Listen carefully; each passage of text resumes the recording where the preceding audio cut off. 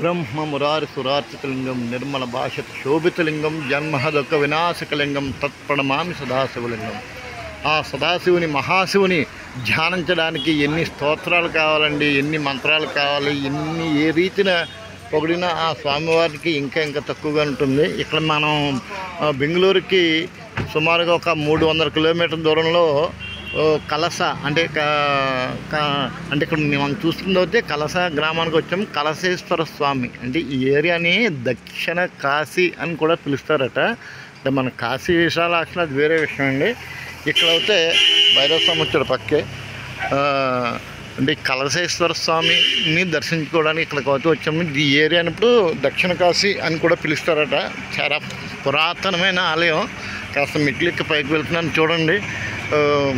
ఇక్కడ అంటే బెంగళూరులో అంటే ప్రతి ఊరిలోనూ శివుడు ఉంటాడు, అందుకలాడు ఇందు లేడని సందేహం వలదు. ఇందు ఎందెందు ఎత్తుకినా అది వేరే విషయం అనుకోండి. ఒక్కొక్క ఇయర్కి ఒక్కొక్కలా పిలుస్తుంటారు కదా. ఇక్కడ నిర్మాణ కౌశల్యం కూడా వేరేగా ఉంది. చూడండి, భటులు కాపులో ఉన్నారు స్వామివారికి. ఈ కలసేశ్వర స్వామి కూడా అన్ని చోట్లలాగానే కొండపై వెలిసారండి. చూసారు కదా ఎంత హైట్లో ఉన్నాయో. గుడి కూడా నిర్మాణ చాతుర్యం వెరైటీగా ఒక ప్రత్యేకత సంతరించుకుంది. ఈశ్వర్ కళామందిర్ అట.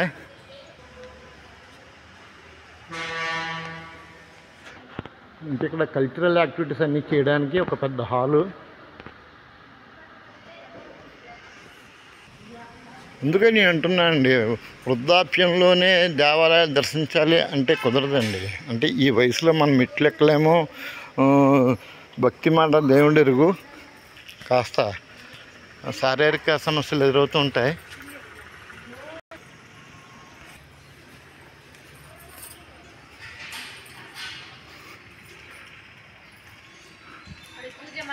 ಹಣ್ಣು ಕಾಯಿ ಸಿಗುತ್ತೆ. ದೇವರ ದೀಪಕ್ಕೆ ದೀಪ ಎಣ್ಣೆ ಕೊಡ್ಬೋದು. 20 ರೂಪಾಯಿದೆ 80 ರೂಪಾಯಿ ಇದೆ ನೋಡಿ. ಹರ ಹರ ಮಹಾದೇವ ಶಂಭೋ ಶಂಕರ. ಓಂ ನಮಃ ಶಿವಾಯ. ನಮೋ ನಾರಾಯಣ.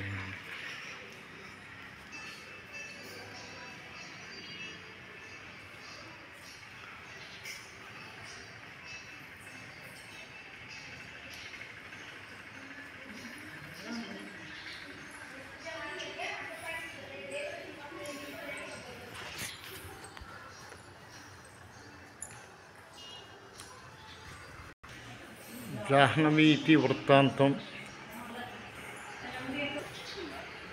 చూసారు కదండి.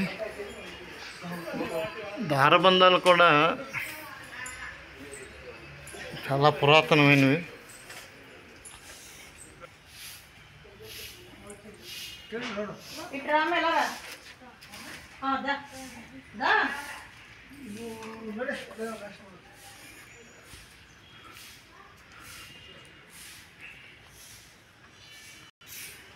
ఇది ప్రధాన దేవాలయం.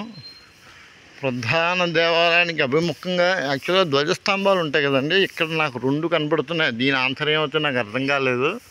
అదిగోండి, ఈ ధ్వజస్తంభాలపై ఒక స్తంభంపై మాత్రం గణనాథుడు ఉన్నాడు, వినాయక స్వామి. జయ వినాయక. మరి 2వ స్తంభం మీద స్వస్తిక్ ఉంది. ఓ రకంగా చెప్పాలంటే 3 అండి, 3 ధ్వజస్తంభాలు. ఇది చిన్నది, దాని ఇది ఒకటి 4.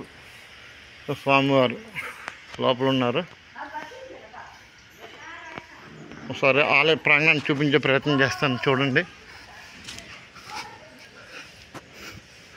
హర హర మహాదేవ శంభో శంకర. ఓం నమ శివాయ. సాంబ సదాశివ. నమ శివాయ. నమ శివాయ. ఓం ఓం నమ శివాయ. బాగా పురాతన దేవాలయం, అందులోనూ కొండల్లో ఉంది కదండి. కాస్త జనసందోహం బాగా తక్కువగా ఉన్నారు.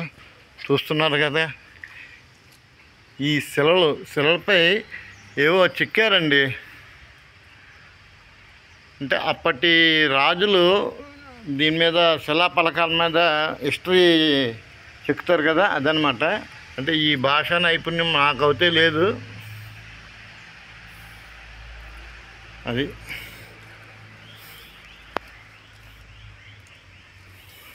ప్రతి శిలపై ఏదో హిస్టరీ ఉంది. కాకపోతే పురావస్తు శాఖ వారు ప్లస్ దేవాదాయ శాఖ వారు ఫండింగు కలెక్ట్ చేసుకోవడం కదండి, ఇటువంటి వాటిని జాగ్రత్త చేసి విరుల్లోకి తీసుకొస్తే భావితరాలకి ఒక రకమైన సంస్కృతిని అందించిన వారు అవుతారు. అంటే ఇది రాజకీయంగా ఇప్పుడు ఫండింగ్ అంతా చూసేది వాళ్ళే కాబట్టి ప్రభుత్వం వారు చేయాలి. ఇప్పుడు చూడండి, ఈ శిల అయితే నాశనం అయిపోతుంది.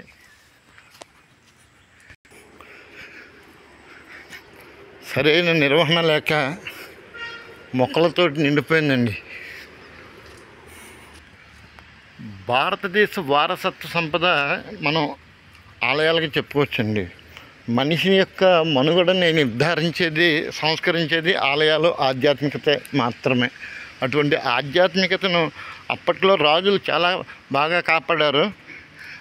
ఆ యొక్క సంస్కృతి సాంప్రదాయాలను భావితరాలకు అందించాలనే ఉద్దేశంతో ఇలా టెంపుల్స్, దేవాలయాల నిర్మాణం రూపంలో చేసి అప్పటి ఆచార వ్యవహారాలని ఈ రకంగా గోడలపై చిత్రీకరించి ఈ రాళ్లపై, అంటే బాగా అప్పట్లో పుస్తకాలు లేవు కాబట్టి ఈ రకంగా కంపల్సరీగా దేవుడు అంటే భక్తి భయం ఉంటాయి కాబట్టి రోజుకో నెలకో సంవత్సరానికి ఒకసారైనా దేవాలయానికి వస్తారు కాబట్టి ఇలా చదువుకుంటారని చెప్పి ఆ ఉద్దేశంతో ఇలాగా చేశారు. వాళ్ళ యొక్క ఆలోచన మంచిదే, కానీ కాలగర్భంలో ఇవన్నీ కలిసిపోతున్నాయి. వీటిని పట్టించుకునే నాదుడు లేడు.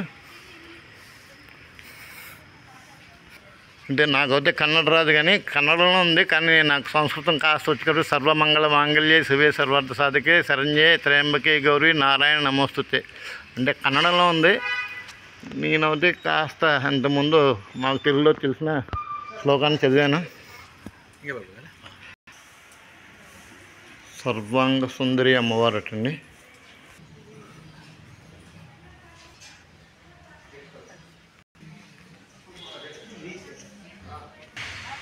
ప్రధాన ఆలయంలోకి వెళ్దామండి, చూద్దాం. ఓం నమ శివాయ.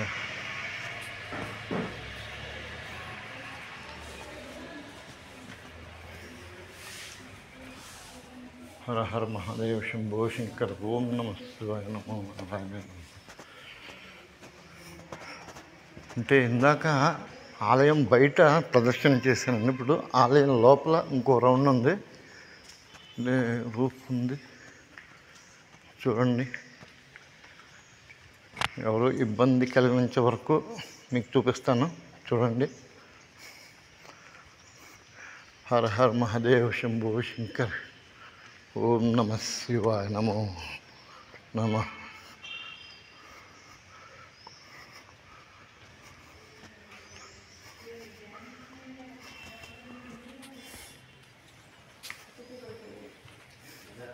అంతరాలకు వెళ్తున్నాను.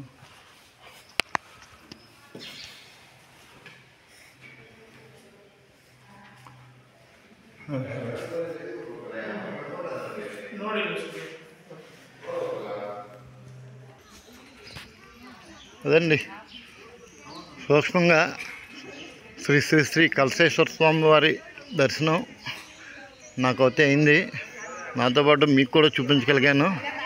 హర హర మహాదేవ శంభో శంకర. ఓం నమ శివాయ. నమో నారాయణ. కాదండి, ఎంతకన్నా ఈ జన్మకి ఇంకేం కావాలి. స్వామివారి అనుగ్రహంతో నేను తిరుగుతున్నాను, మీకు చూపిస్తున్నాను. ఓం నమ శివాయ.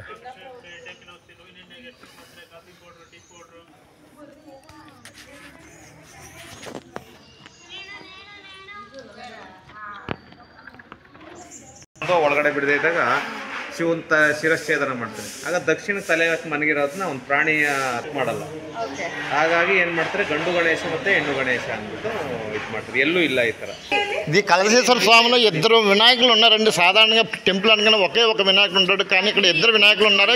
ఇద్దరు వినాయకులు ఏంటనేది ఈ అమ్మాయి చెప్తారు. చెప్పమ్మా. ఇది స్టోరీ అందరికీ తెలిసి ఉంటుంది. ఇప్పుడు పార్వతీదేవి స్నానం చేసేటప్పుడు శివుడు వస్తే వినాయకుడు స్టాప్ చేస్తారు కదా, అప్పుడు అది సిరా కట్ చేస్తారు కదా. తర్వాత వెళ్ళి ఏదైనా ప్రాణి అయినా ఏదైనా సిరా తీసుకొని రమ్మండి అని చెప్తారు కదా. అక్కడ వాళ్ళకి తెలీదు ఏది ఉత్తర దిక్కుని తలపెట్టి ఉంటుందో, అది దక్షిణ దిక్కుది. సో వాళ్ళకి తెలీదు ఏది గండు ఏది ఎన్నో అని. సో వాళ్ళు రెండు తీసి పెడతారు. అದೇ ಇದು ಒನ್ ಯಾವುದೋ ಒಂದು ತರ್ತಾರೆ ಬಟ್ ಕನ್ಫರ್ಮ್ ಇರೋದಿಲ್ಲ. ఒక తల వినాయక ఏనుగు తల యాక్చువల్లీ తీసుకొని రావాలి, వాళ్ళకి తెలియదు ఏ తల ఆడది ఏ తల మొగాడిది అని. సో అందుకే రెండు తీసుకొని పెట్టి రెండు ఎలిఫెంట్వే కానీ మగ ఏనుగు ఆడ ఏనుగా అంతేనండి. ఓకే ఓకే, ఇదండి ఫస్ట్ టైం నేను ఆలోచిస్తున్నాను. అంటే వినాయకుడి తల తీసుకురావడం వరకు మనకు తెలుసు. అక్కడ వినాయకుడు ఏదైతే అంటే ఇప్పుడు యాక్చువల్గా వినాయకుడు అంటే మగ అంటే బాయ్ అనమాట. అటువంటిది రెండు తలలు తీసుకొస్తారు, ఆడ మగ అనేది. అంటే అక్కడ సేవకులు కాస్త బుద్ధిమాన్యం ఉన్నవాళ్ళు కాబట్టి అలాగా అంటే రెండు తలలు తీసుకొచ్చారు. ఆ తలలో ఒక తలనేమో ఇప్పుడు మనం అందరం చూస్తున్న వినాయకుడు, మరి రెండో తల వినాయకుడు ఎక్కడున్నాడు అనేది మనకు తెలియదు. ఇప్పుడు ఆ రెండో తల వినాయకుడు అనుకుంటా. కాకపోతే ఇక్కడ చిన్న లాజికల్ క్వశ్చన్ ఏంటంటే ఆ రెండో తలకి మొండం ఎక్కడి నుంచి వచ్చింది అది మనం వాదించకూడదు. హరహర మహాదేవ. విరూపాక్ష టెంపుల్ త్రిముఖ ఇరో గణేష్ మూడు తలలు ఉన్నాయి అక్కడ. అదండి హంపీలో ఉన్న వినాయకుడికి అయితే 3 శిరస్సులు ఉన్నాయట. ఎనీహో ఇక్కడ వచ్చినందువల్ల మనకు స్టోరీ దొరికింది. అంటే ఈ పురాణ ఇతివృత్తాంతాన్ని మనకు తెలియజేసినందుకు వాళ్ళందరికీ మన హృదయపూర్వక అభినందనలు. ఇదిగోండి ఆ వినాయకులు ఇవి. ఆనం గణపతి గొండు వినాయకుడు పైన బోర్డు మనకు కనపడడం లేదు. గండు వినాయకుడు ఆనం గణపతి అమ్మా. ఇది ఒన్ను గణపతి. దక్షిణ దిక్క ఉత్తర దిక్క? ఉత్తర దిక్కు, దక్షిణ కాదండి, ఉత్తరాది. అందుకే ఉత్తర అందుకనే సాధారణంగా ఉత్తర దిక్కున పడుకోకూడదు అని అంటారు. మనం ఉత్తర దిక్కు తలపెట్టి పడుకోకూడదు. అవునవును. ఇక్కడ మనం గమనించదగ్గిందండి, హిందూ పురాణాల్లో ప్రతి విషయానికి ఒక అర్థం పరమార్థం అంటూ ఉందండి. మనం కొట్టిపాడేలేమో. అది ఎన్ని వేల కోట్ల సంవత్సరాల క్రితం రాశారో మనకైతే తెలియదు. కానీ అన్నీ అసంకల్పితం అయితే కాదు, సంకల్ప సందర్భానుచితంగా ఒక స్టోరీకి ఒక స్టోరీ అలా లింక్ అవుతూనే ఉంది. కాబట్టి అటువంటి మానవ జన్మ అంటే ఈ భారతదేశంలోనూ ముఖ్యంగా ఈ హిందూ మతం యొక్క విశిష్టత అనేది ముఖ్యంగా భారతదేశం అంటే నేపాల్లో ఉంది, ప్రపంచమంతా ఉందనుకోండి. ముఖ్యంగా మనకి తెలిసినంత వరకు ఇండియాలో ఎక్కువగా ప్రాశస్త్యం భరతమాత హిందూ దేశంగా విరాజిల్లుతుంది. కాబట్టి ఇక్కడ మనం ఎక్కువగా హిందూ మతాన్ని ఆరాధిస్తుంటున్నాము. ఆ హిందూ మతంలోనే ఇటువంటి హిస్టరీస్ అన్నీ మనకి కనబడతాయి. మిగిలిన మతాన్ని ఎక్కడ కింద పడుతున్నదో క్షమించాలి.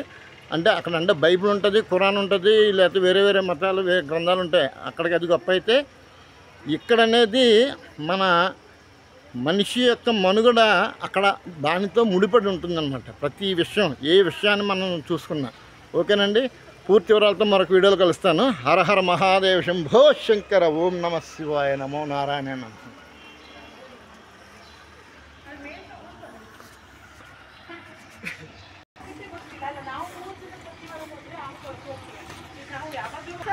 Back side okay right.